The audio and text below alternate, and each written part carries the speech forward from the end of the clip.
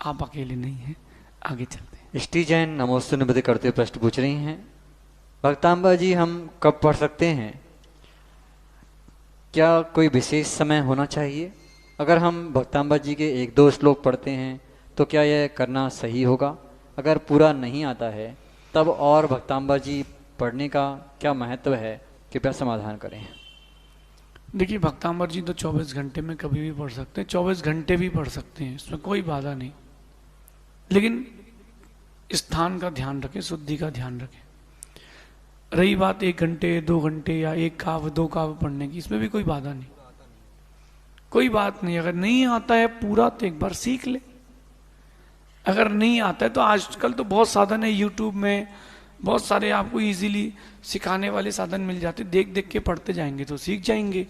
और जब तक नहीं आता है 1 काव्य पढ़ लें 2 काव्य पढ़ लें तो भी कोई बाधा नहीं। और एक बात मैं आपको बताता हूँ, हम लोग समेत शिखर जी की वंदना करने गए थे मुनि बन के। तो जब समेत शिखर जी की वंदना की तो जिन्होंने दुर्ग के सभी समाज के लोगों ने बिहार करवाया, ये अपने राकू जी, छावड़ा जी, महावीर जी काला, सजल जी काला, प्रदीप पाटनी, पूरा परिवार सब यात्रा में थे। तो जो सजल भैया थे जयंत, उनकी माँ पूरी वंदना नहीं करती थी, चौका लगा के आहार देती थी। और वो क्या बोलती थी कि महाराज जी, मैंने पूछा वंदना कर ली? बोले 1 कर ली, अब ताकत नहीं है, घुटने दर्द करते हैं। तो मैंने कहा आप फिर ऊपर पहाड़ में क्या करती हो?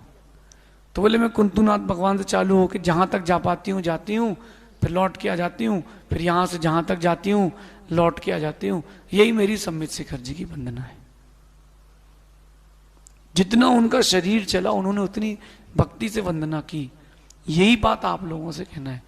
नमोकार का अगर एक पद भी आता है तो बोलें। आप ऊपर की वेदी पर नहीं जा पाते, घुटने में दर्द है, तो नीचे की वेदी की दर्द। नमोकार का अगर एक पद भी आता है तो बोलें। आप ऊपर की वेदी पर नहीं जा पाते, घुटने में दर्द है, तो नीचे की वेदी के दर्शन कर लें। जरूरी थोड़ा कि वहां एक बार दर्शन करके लौट जाए, वहीं 1 घंटे बैठ के जाप कर लें, 108 परिक्रमा उसी वेदी की दे दें। कोई जरूरी थोड़ा है कि अपन सबको जोड़ेंगे, पूरी 48 काव्य से ही पुण्य मिलेगा। अगर एक भी विशुद्धि से पढ़ लिया, समझ लिया, तो भी बहुत निर्जरा हो सकती है। भक्तांबर का महत्व तो आप पूछो ही मत। भक्तांबर महामंडल विधान, जो जीव भक्तांबर विधान करता है उसकी सारी इच्छाएं पूरी होती हैं। देर सवेर उसको सब चीजें मिलेंगी।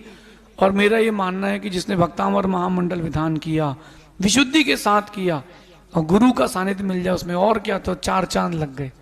और जिसने ऐसा विधान किया, भावों से किया, सच मानना उसका पुण्य का कोई तोड़ नहीं है। भक्तांबर महामंडल विधान अपने आप में अनंत ऊर्जा का पिंड है। इसलिए जब भी मौका मिले भक्तांबर विधान करना ही चाहिए।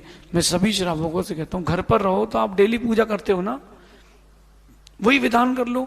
छोटी पूजा यानी पूजन जो आप करते हो, मध्यम पूजा यानी विधान, और बृहद पूजा यानी पंचगणक और ये कल्पद्रुम महामंडल विधान जैसी प्रक्रियाएं करना चाहिए। भक्तांबर विधान में अनंत ऊर्जा है। अभी कुछ दिन मैंने एक व्यक्तिगत रूप से एक व्यक्ति के ऊपर ही वो भक्तांबर सर्वोदय विधान लिखा था, लेकिन भवितव्यता देखो कि वो लोगों के लिए बड़ा लोकप्रिय हो गया। लिखा मैंने एक व्यक्ति विशेष के लिए था कि वो पूजन करना है उसको, तो बोले पूजा करने बैठते तो बोले हमको नहीं होती, आप तो सरल तरीके से कर दो। तो मैंने उसको इजी वे से कि भाई व्यक्ति कम से कम धर्म से तो जुड़े, व्यक्तिगत वो विधान लिखा था। आज हजारों श्रावक भारत में उस विधान का आनंद ले रहे हैं। अभी तुमेन जी में वो विधान था, और उस विधान और कोटा के चातुर्मास में लोगों ने बहुत आनंद लिया। वो विधान की विशुद्धि ये है कि जो सोचो वो होता है, और मेरा विश्वास है गुरु का सानिध्य हो तो सोचे बिना भी सब कुछ होता है। शांति।